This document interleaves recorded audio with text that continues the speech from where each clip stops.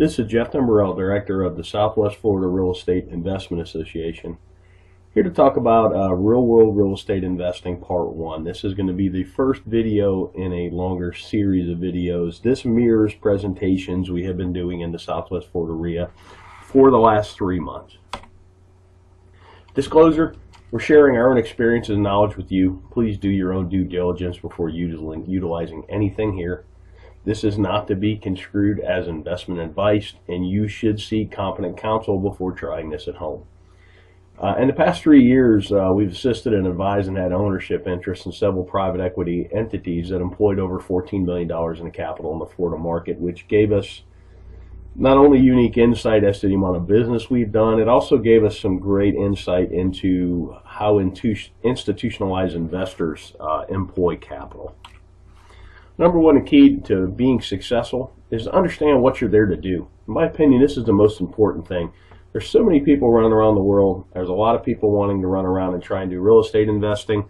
They take courses, they read books, they go to meetings, but they really don't know what they're there to do. They really haven't spent that critical time understanding what you're here to do, what's your mission, what's your goals. I mean, without having any goals, it's hard to achieve any goals, if that makes any sense.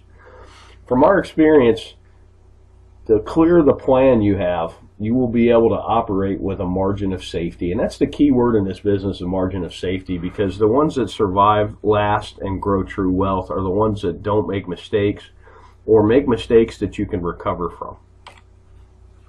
Investing in real estate. Investment is the purchase of an asset or an item with the hope that it will generate income or appreciate in the future and be sold at a higher price. Keyword, the future for investing. So what does that mean? The act of committing capital to an endeavor with the expectation of obtaining an additional income and or profit. That's what investing is. Something I've learned over the years, it's kind of like a narrative. It's a why in the road when you're talking to somebody that's in real estate. Are they a trader or are they an investor? Investors buy and hold. They get a return from the assets they own. Traders wholesale. Traders fix and flip. Nothing wrong with it. I do it. I've done it in the past. I'm trying to do it again today. I'm doing a marketing campaign as we speak, looking for contracts to wholesale. With that said, it's two different narratives and even two different valuation processes, investor versus trader. You need to recognize the difference between the two. Basic questions for an investor. How much capital are you employing? What's your desired rate of return? When are you going to need this capital back? And then what's your risk tolerance? Those 4 questions are how you determine what you're there to do. Then we'll talk about capital. There's an opportunity cost of capital, and particularly when you're raising capital, which I've been part of some private equity raises, you really need to understand what other opportunities are out there for investors, because generally why would you buy a piece of real estate that pays you 2% a year with all the headaches associated with that, when you can, if you could at the same time own a CD at 5 with none of the headaches. Give you a chart on 10-year T-bills, talk about opportunity cost. You can really see the recession, the Lehman Brothers crash really killed yields, but it's killed yields no matter what. I mean, pretty much at the time I'm talking about this, yields for a 10-year T-bill are bouncing between 2.6 and 2.8%. That's a terrible yield, particularly with the amount of money they're printing. And you go back 10 years, and this is why investment real estate has become so popular, because it's one of the few places you can get a yield.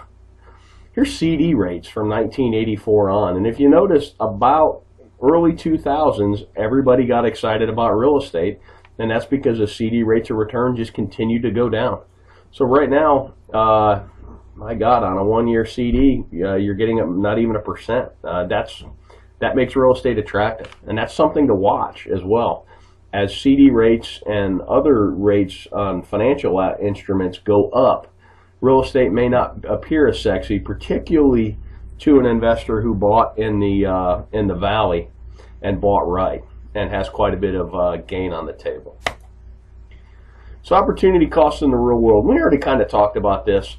Most investors we know are looking for at least 6% a year. I know guys that are even looking for 15%, and that's a cash on cash, not an internal rate of return.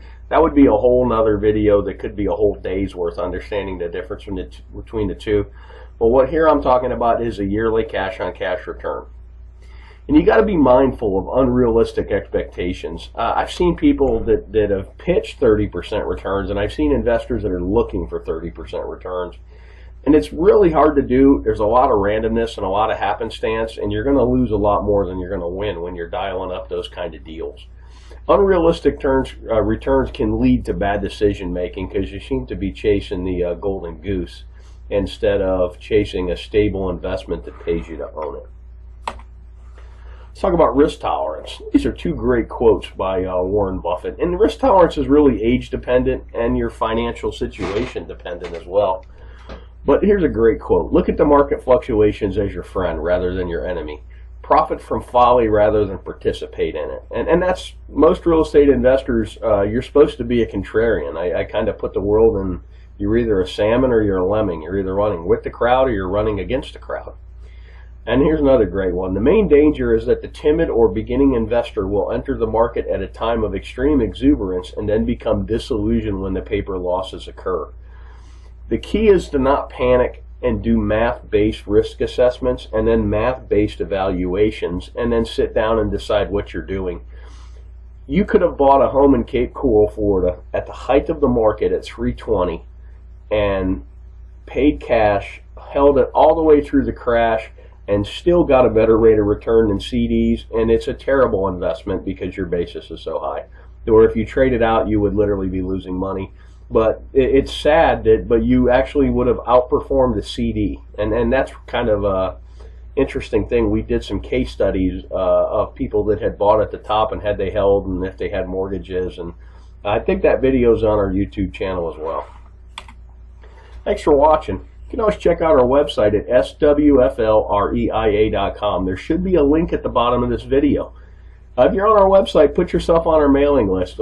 We send out a lot of foreclosure information. We send out our meeting notices, and we also from time to time send out information like this. I hope this information is useful to you, and make it a great day.